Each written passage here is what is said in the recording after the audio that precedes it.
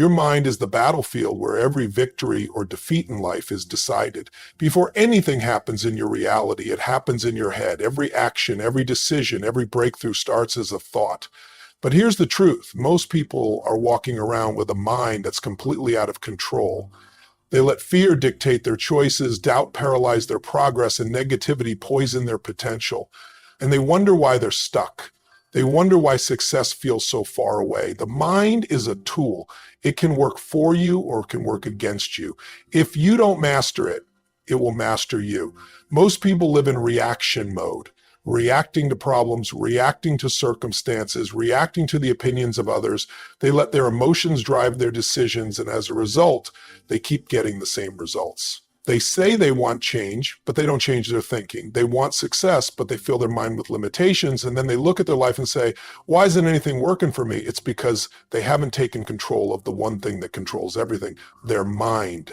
You've got to rewire how you think. You've got to program your mind to work for you, not against you. That means recognizing the patterns that hold you back, the excuses, the limiting beliefs, the stories you tell yourself about why you can't do it, why it's too late, why you're not good enough. You've got to stop entertaining those thoughts because they are shaping your reality. Whatever you focus on, you feed. If you keep feeding doubt, it will grow. If you keep feeding fear, it will consume you. But if you start feeding belief, feeding confidence, feeding the vision of the person you want to become, everything changes. It starts with awareness. Pay attention to your thoughts. Most people don't even realize how negative they are. They wake up already thinking about what could go wrong. They tell themselves, I'll never get ahead. I'm not lucky like other people. Nothing ever works out for me. And they wonder why they keep struggling. They don't see that their thoughts are planting the seeds of their future.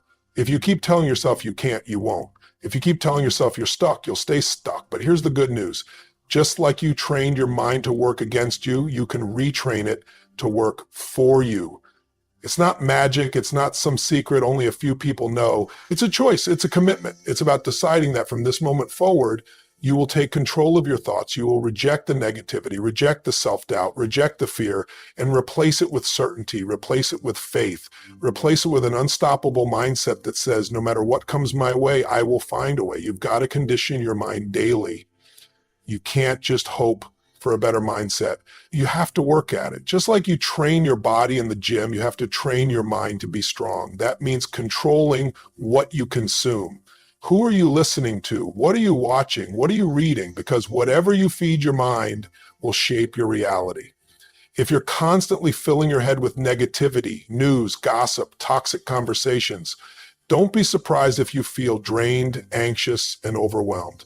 But if you start filling your mind with things that build you up, powerful books, inspiring people, bold ideas, you'll start to think differently. And when you think differently, you act differently. And let's talk about fear, because that's what stops most people. Fear of failure, fear of judgment, fear of stepping into the unknown. But here's the truth. Fear is a liar. Fear is a story your mind creates to keep you small. Most of the things you're afraid of will never even happen. And even if they do, so what? Failure is just feedback. It's just a lesson. Every successful person you admire has failed more times than you can count. But they didn't let fear win. They didn't let doubt dictate their future. They mastered their mind. And because of that, they mastered their life. You have the same power. You have the ability to rewire your thoughts, to take control of your emotions, to silence the doubts that have been running your life for too long, but it's up to you. No one is going to do it for you. No one is going to wake up and decide to change your thinking for you. That's on you. And the moment you take full responsibility for your mind, everything shifts. You stop blaming, you stop complaining, and you start creating. This is where real transformation begins, because once you master your mind, you set yourself up to master everything else. Your words are either building your future or destroying it. There is no in between. What comes out of your mouth isn't just noise, it's a declaration, it's a command. It's telling your mind, your body, and your entire life what direction to move in. Most people have no idea how much power they're giving away just by the way they speak. They talk about their limitations, their problems, their failures, never realizing that every word they say is reinforcing their reality. Think about it. How many times have you heard someone say, I'm broke. I'll never lose this weight. I always mess things up. Nothing ever goes right for me. They say it like it's a fact, like it's just how life is. But what they don't see is that their words are creating a self-fulfilling prophecy. They keep speaking failure, and guess what? They keep living failure. They keep speaking struggle, and struggle keeps showing up. It's not coincidence, it's cause and effect. Your words shape the way you see yourself. The way you see yourself shapes the way you act. The way you act determines your results, and your results reinforce the words you've been saying all along. It's a cycle.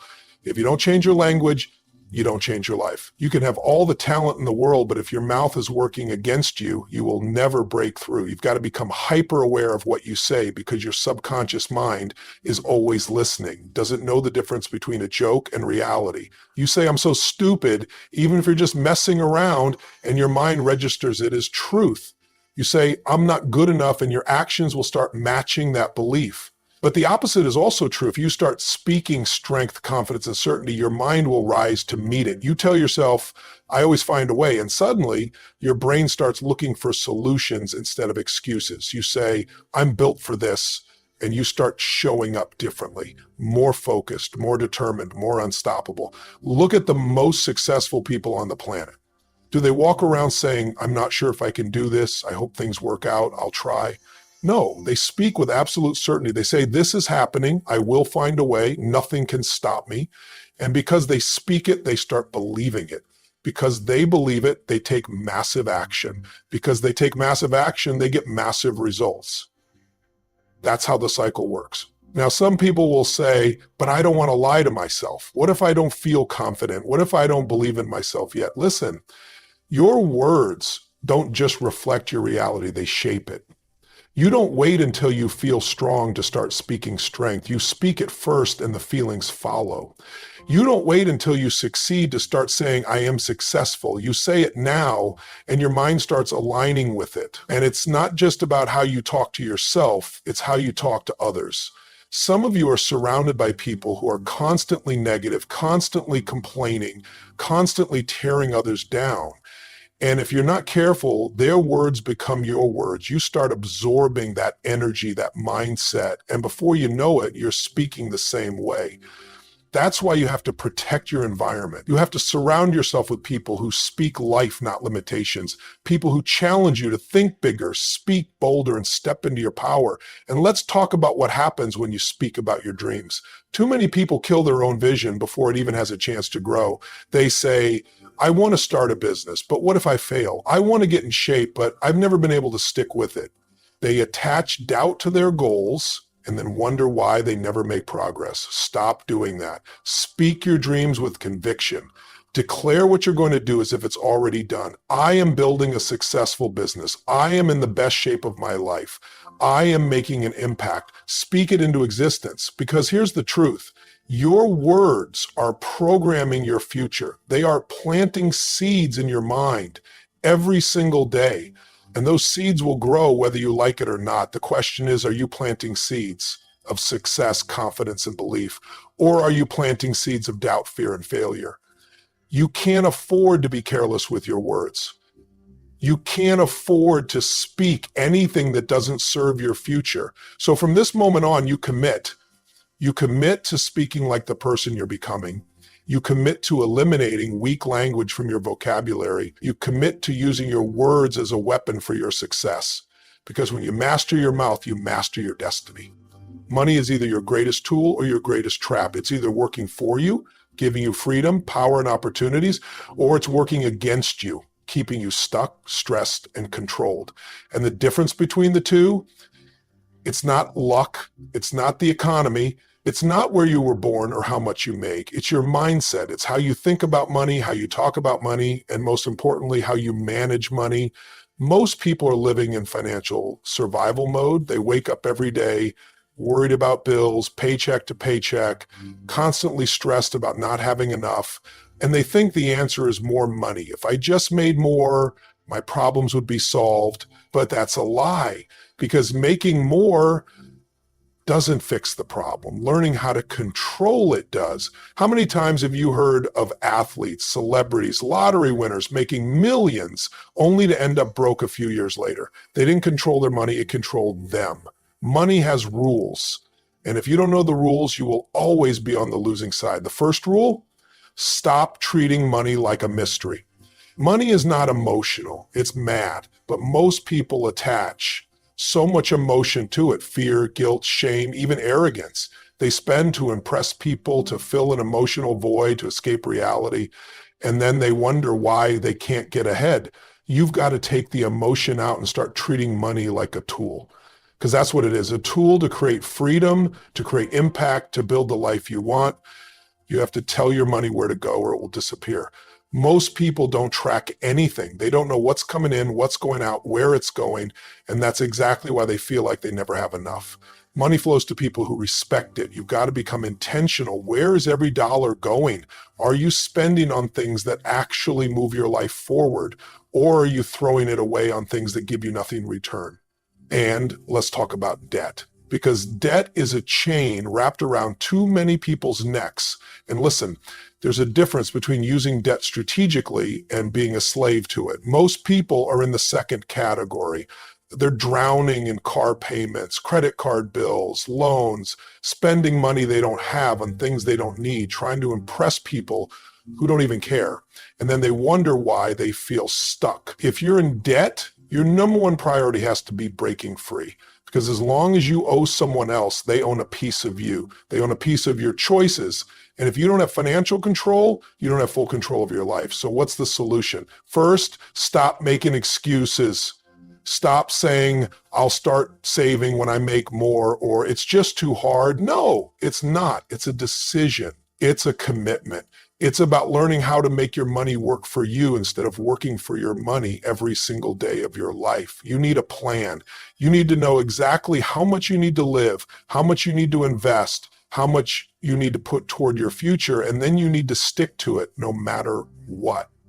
The most successful people don't just make money, they multiply it. They don't spend everything they earn. They put their money in places that grow: investments, assets, businesses, because they understand that the goal isn't just to make money, it's to create wealth. Wealth gives you options. Wealth gives you power. Wealth allows you to live life on your terms. And let's be clear, money is not evil. Money is not the problem. The problem is how people use it. Money amplifies who you already are. Who you already are, your emotional health, who you are as human, who you are. If you're irresponsible, more money will make you more irresponsible. If you're disciplined, more money will create more opportunity. So instead of chasing more, start learning how to manage what you have. Start developing the habits that will allow you to grow. Because if you can't handle $1,000, you won't handle $100,000. And if you can't handle $100,000, you'll never handle $1 million. You've got to shift from being a spender to being an investor. Everything you do with money is an investment, either an investment in your future or an investment in your problems.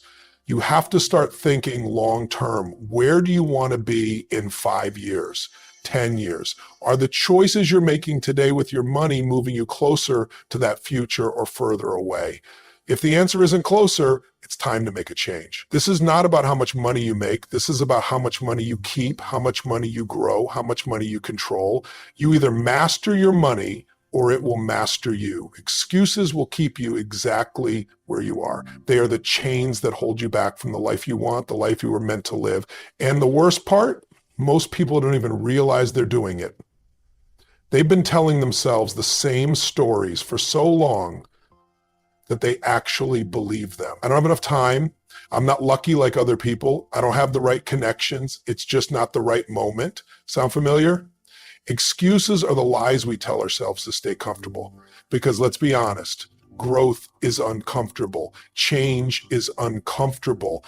But if you're not willing to step into that discomfort, you'll never move forward. You'll keep repeating the same patterns, living the same struggles, facing the same frustrations year after year, and wondering why nothing is changing.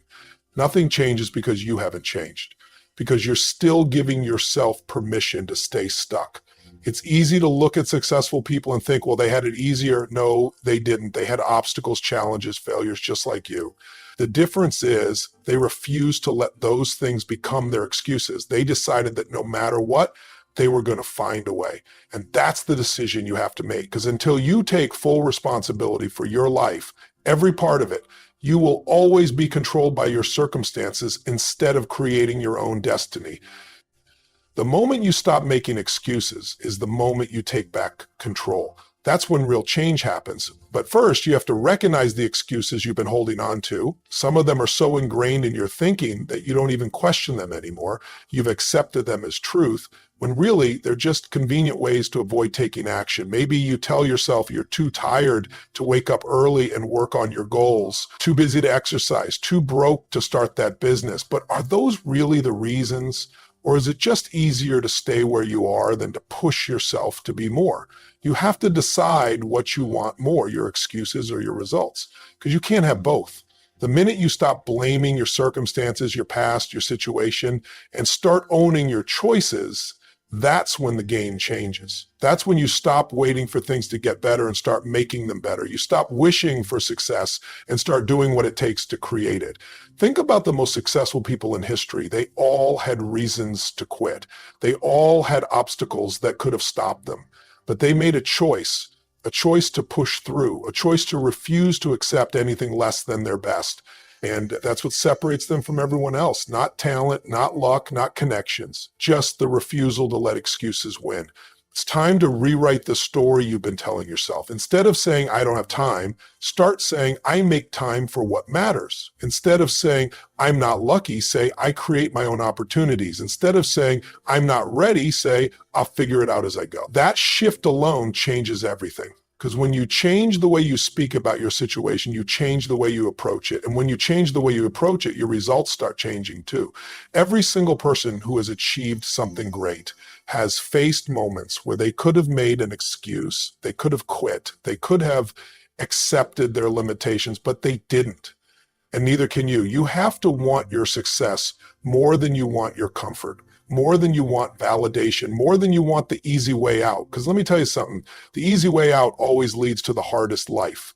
But the hard road, the one where you push through, where you take responsibility, where you refuse to settle, that road leads to freedom. So ask yourself right now, what excuses have you been using? What stories have you been telling yourself that are keeping you small? And more importantly, are you willing to let them go? Because once you eliminate every excuse and commit fully, nothing can stop you. Your environment is shaping you every single day, whether you realize it or not. The people you surround yourself with, the conversations you engage in, the things you watch, listen to, and consume, they are either lifting you up or dragging you down. There is no neutral. Everything is either reinforcing your growth or reinforcing your limitations. And if you don't take control of it, if you don't intentionally shape your environment, it will shape you in ways that keep you small, weak, and stuck. Look around at the people in your life.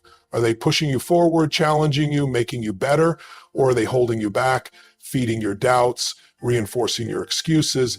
Because I promise you, if you spend enough time around people who complain, who settle, who make excuses, you will start doing the same. Not because you want to, but because that's how human nature works. We adapt to our surroundings. We mirror the energy we're exposed to the most. If you're constantly surrounded by negativity, by people who focus on what's wrong instead of what's possible, it will start influencing your thoughts, your beliefs, your actions. You need to surround yourself with people who force you to level up, people who are thinking bigger, doing bigger, and living bigger than you are right now. And I get it. Sometimes that means making tough choices. Sometimes it means distancing yourself from people who have been in your life for years, maybe even your whole life. But you have to ask yourself, is this person helping me grow, or are they keeping me comfortable? Because comfort is the enemy of progress. And if you're serious about changing your life, you have to be willing to let go of anything or anyone that is keeping you from becoming the person you were meant to be. And it's not just about people, it's about everything you consume, the books you read, the podcasts you listen to, the videos you watch, the conversations you have. If you are constantly feeding your mind garbage, news that fuels fear, social media that makes you compare yourself, entertainment that numbs you instead of inspiring you, then don't be surprised when you feel stuck, unmotivated, and lost. What you put in is what you get out. If you want to be powerful, if you want to be disciplined, if you want to be successful, you need to start feeding your mind things that reflect that. You can't expect to grow if you're constantly exposing yourself to things that shrink you. You can't expect to feel confident if you're always listening to people who doubt themselves. You can't expect to become successful if you spend your time with people who have given up on their dreams. It doesn't work that way. You have to be intentional. You have to create an environment that fuels your growth. And let's be real, this isn't always easy. Sometimes the biggest changes you need to make will be the hardest. Maybe it's cutting off a toxic friendship. Maybe it's setting boundaries with family members who don't support your vision. Maybe it's changing the way you spend your free time, walking away from distractions, breaking free from the things that have been keeping you comfortable but unfulfilled. It's not easy, but it's necessary, because every second you spend in an environment that doesn't support your growth is a second you're delaying your potential. If you want to change your life, start by changing what's around you. Put yourself in rooms where people think bigger. Seek out mentors, role models, people who have already achieved what you're striving for. Absorb their mindset, their habits, their discipline. Read books that challenge your perspective. Listen to people who inspire action, not just motivation. Create an environment where success is the only option, because here's the truth.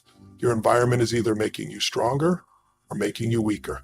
And if you want to win, if you want to break through, you have to take control. You have to eliminate anything that doesn't serve you, anything that keeps you small. You have to make the hard choices, do the uncomfortable things, and surround yourself with everything that reinforces the future you're building.